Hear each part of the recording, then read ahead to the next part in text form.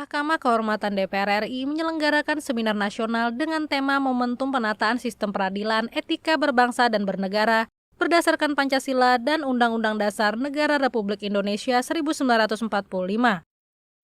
Ketua Mahkamah Kehormatan DPR RI Adang Darajatun menyebut penyelenggaraan seminar ini merupakan bentuk evaluasi terhadap etika kehidupan berbangsa yang dilandasi oleh moralitas dan etika. Menurutnya, untuk membangun sebuah sistem etika yang kokoh dan bermanfaat, diperlukan adanya kesepahaman atau kesamaan visi di antara para cendekiawan dan tokoh masyarakat. Tadi saya dititip oleh Pak Jimli untuk melakukan itu, ya kita terus terang saja akan meminta bantuan nanti mungkin para ahli yang lainnya, perguruan tinggi, para tokoh, karena ini harus ada kesepakatan bersama. Kalau memang mau ditarik ke atas, harus menjadi suatu kesamaan berpikir tentang pentingnya etika itu. Itu yang saya harapkan. Sementara itu, Ketua Mahkamah Konstitusi periode 2003-2008, Jimli Asidik mengusulkan agar Mahkamah Kehormatan DPR RI membuat rancangan undang-undang terkait sistem etika untuk memperbaiki akhlak serta etika penyelenggara negara. Supaya MKD sebagai lembaga peradilan etik di lingkungan internal DPR dapat mengambil prakarsa membuat rancangan undang-undang supaya dia bisa diterapkan, dipraktekkan secara memaksa. So kalau hanya khotbah-khotbah di masjid, khotbah-khotbah di gereja, itu sudah 15 abad. Samuel Aditya, TVR Parlemen, melaporkan.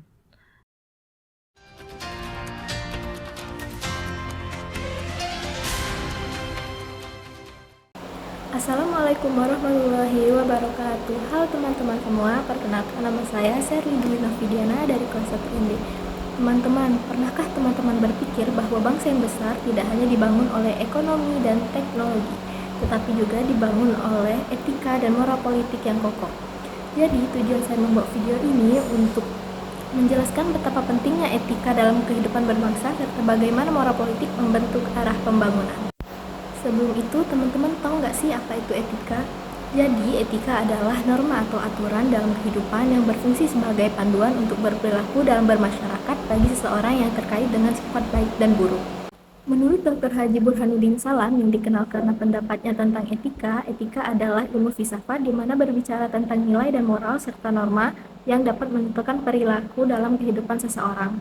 Etika dalam konteks berbangsa adalah seperangkat norma, nilai, dan prinsip moral yang mengatur perilaku warga negara dalam kehidupan bermasyarakat, berbangsa, dan bernegara, seperti menghormati suku, agama, budaya, bahasa, menjunjung tinggi keadilan dan persatuan, mengutamakan kepentingan bersama di atas kepentingan pribadi. Contoh nyata etika dalam kehidupan berbangsa yaitu dengan menghormati kebinekaan seperti menghargai perbedaan suku, agama, budaya, dan bahasa. Tidak melakukan diskriminasi terhadap kelompok lain, menjaga toleransi antar umat beragama, misalnya dengan menghormati hari raya keagamaan orang lain.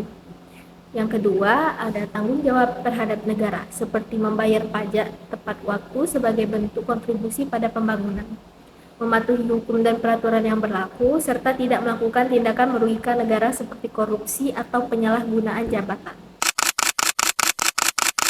Yang ketiga, ada menjaga persatuan dan kesatuan, mengutamakan kepentingan bangsa di atas kepentingan pribadi atau golongan, menghindari ujaran kebencian dan hoaks yang dapat memecah belah masyarakat, dan yang terakhir adalah mendukung demokrasi dengan ikut serta dalam pemilu secara jujur dan bertanggung jawab. Pentingnya etika dalam pembangunan bangsa karena etika adalah fondasi moral yang menjaga arah pembangunan bangsa agar tetap adil, berkelanjutan, dan berpihak pada rakyat. Tanpa etika, pembangunan mudah tergelincir ke arah korupsi, ketidakadilan, dan perpecahan. Pembangunan bangsa bukan hanya soal pembangunan fisik seperti infrastruktur, ekonomi, atau teknologi, tetapi juga pembangunan moral dan karakter masyarakat. Pertama, etika menjadi landasan moral bagi kebijakan publik. Setiap kebijakan yang dibuat pemerintah harus berorientasi pada kepentingan rakyat, bukan kepentingan kelompok tertentu. Etika menuntun agar pembangunan tidak hanya mengejar pertumbuhan ekonomi, tetapi juga memperhatikan keadilan sosial, pemerataan, dan keberlanjutan lingkungan. Misalnya, pembangunan industri harus memperhatikan dampak terhadap masyarakat sekitar dan kelestarian alam, bukan sekedar keuntungan ekonomi. Kedua, etika berperan dalam mencegah penyalahgunaan kekuasaan. Sejarah menunjukkan bahwa banyak bangsa yang gagal membangun karena pemimpinnya tidak berpegang pada etika, melainkan terjebak dalam korupsi, nepotisme, dan manipulasi. Dengan etika, kekuasaan dijalankan sebagai amanah, bukan sebagai alat untuk memperkaya diri sendiri. Pemimpin yang beretika akan menjadi teladan, dan teladan itu akan menumbuhkan kepercayaan masyarakat terhadap pemerintah. Yang ketiga, etika membentuk budaya politik dan sosial yang sehat. Masyarakat yang beretika akan lebih kritis, rasional, dan bertanggung jawab dalam berpartisipasi. Mereka tidak mudah terprovokasi oleh hoaks atau politik uang, melainkan berdasarkan integritas dan program. Budaya politik yang beretika akan menghasilkan demokrasi yang berkualitas, di mana rakyat dan pemimpin sama-sama menjunjung tinggi nilai kejujuran, keadilan, dan solidaritas. Yang keempat, etika penting dalam membangun persatuan bangsa. Indonesia adalah negara yang majemuk, dengan beragam suku, agama, dan budaya. Tanpa etika, perbedaan ini bisa menjadi sumber konflik. Etika mengajarkan sikap saling menghormati, toleransi, dan solidaritas, sehingga perbedaan justru menjadi kekuatan untuk memperkaya bangsa. Dengan etika, pembangunan bangsa tidak hanya menghasilkan kemajuan material, tetapi juga memperkuat kohesi sosial. Yang kelima dan yang terakhir, etika berperan dalam mencetak generasi penerus yang berkarakter. Pendidikan bukan hanya mentransfer ilmu pengetahuan, tetapi juga menanamkan nilai-nilai etika. Generasi muda yang beretika akan tumbuh sebagai pemimpin masa depan yang berintegritas, kreatif, dan bertanggung jawab. Tanpa etika, ilmu pengetahuan bisa disalahgunakan, teknologi bisa merusak, dan pembangunan bisa kehilangan arah. Dengan demikian, etika adalah fondasi yang memastikan pembangunan bangsa berjalan seimbang antara kemajuan material dan kualitas moral. Etika menjadikan pembangunan bukan sekedar proyek fisik, tetapi juga proses membentuk manusia yang berkarakter, masyarakat yang beradab, dan negara yang berkeadilan. Moral politik pada dasarnya adalah seperangkat nilai dan norma etis yang menjadikan pedoman dalam kehidupan politik. Politik sendiri sering dipahami sebagai seni dan ilmu untuk mengatur masyarakat, mengelola kekuasaan, serta membuat kebijakan demi kepentingan bersama. Namun, politik tidak bisa dilepaskan dari moral, sebab tanpa landasan etis, politik akan mudah tergelincir menjadi praktik kekuasaan yang sewenang-wenang, penuh manipulasi, dan bahkan merugikan rakyat. Oleh karena itu, moral politik hadir sebagai kompas yang mengarahkan jalannya kekuasaan agar tetap berpihak pada keadilan, kemanusiaan, dan kesejahteraan umum. Hubungan antara moral dan politik bersifat dialektis. Dialektis berarti cara berpikir atau pendekatan yang berhubungan dengan dialektika, yaitu metode memahami suatu masalah melalui pertentangan gagasan yang kemudian menghasilkan pemahaman baru. Politik membutuhkan moral untuk memastikan bahwa setiap kebijakan tidak hanya sah secara hukum, tetapi juga adil secara etika. Sebaliknya, moral membutuhkan politik sebagai sarana untuk mewujudkan nilai-nilai etis dalam kehidupan nyata. Misalnya, prinsip keadilan tidak akan bermakna jika tidak diwujudkan melalui kebijakan publik yang mendistribusikan sumber daya secara merata. Begitu pula kebebasan berpendapat hanya bisa dijamin melalui sistem politik yang demokratis. Dalam praktiknya, moral politik menekankan beberapa prinsip utama. Yang pertama adalah keadilan, yaitu bagaimana kekuasaan digunakan untuk menciptakan distribusi yang adil dalam bidang ekonomi, sosial, maupun politik. Yang kedua adalah kebebasan yang menjamin hak setiap warga negara untuk berpendapat, berorganisasi, dan berpartisipasi dalam proses politik. Yang ketiga adalah tanggung jawab, di mana setiap pejabat publik wajib mempertanggungjawabkan kebijakan dan tindakannya kepada rakyat. Yang keempat adalah integritas yang menuntut agar politik dijalankan dengan kejujuran, menghindari korupsi, nepotisme, dan manipulasi. Dan yang terakhir adalah solidaritas, yaitu perhatian terhadap kelompok lemah dan minoritas agar tidak terpinggirkan dalam proses politik. Dalam konteks Indonesia, moral politik memiliki landasan yang sangat kuat, yaitu Pancasila. 5 sila dalam Pancasila menjadi pedoman etis dalam kehidupan berbangsa dan bernegara. Nilai ketuhanan menuntun agar politik dijalankan dengan kesadaran moral yang tinggi.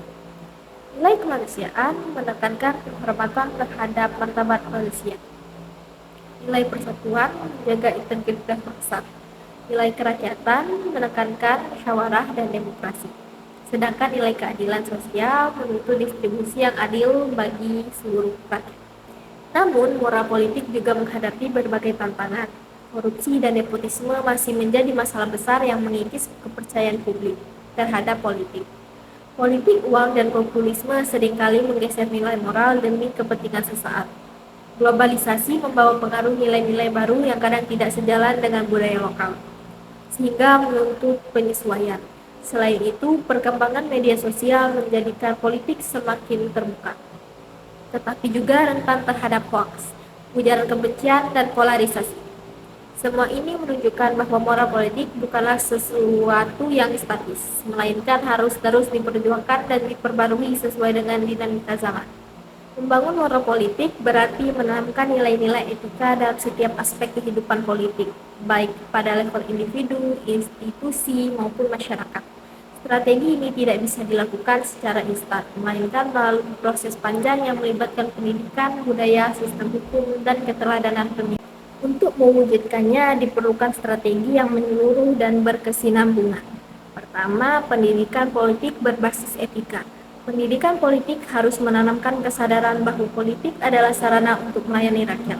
Generasi muda perlu dibekali dengan nilai kejujuran, tanggung jawab, dan solidaritas agar tumbuh sebagai aktor politik yang berintegritas.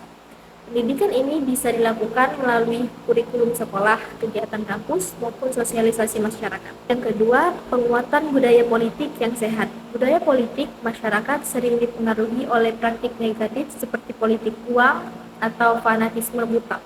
Untuk membangun moral politik, budaya politik harus bisa diarahkan pada partisipasi rasional dan kritis. Media massa dan media sosial berperan penting dalam membentuk budaya politik yang mendidik, bukan sekedar propaganda. Yang ketiga, penegakan hukum yang konsisten. Moral politik tidak akan berkembang jika hukum hanya tajam ke bawah dan tumpul ke atas.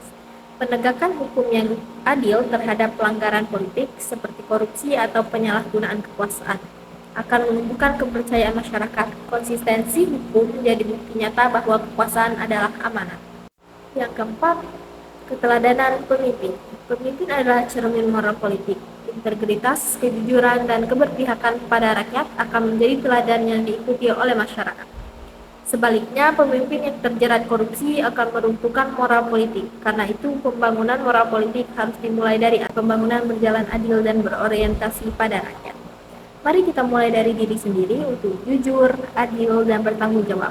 Karena bangsa yang beretika dan bermoral politik kuat adalah bangsa yang siap menghadapi masa depan. Sekian dari saya. Wassalamualaikum warahmatullahi wabarakatuh.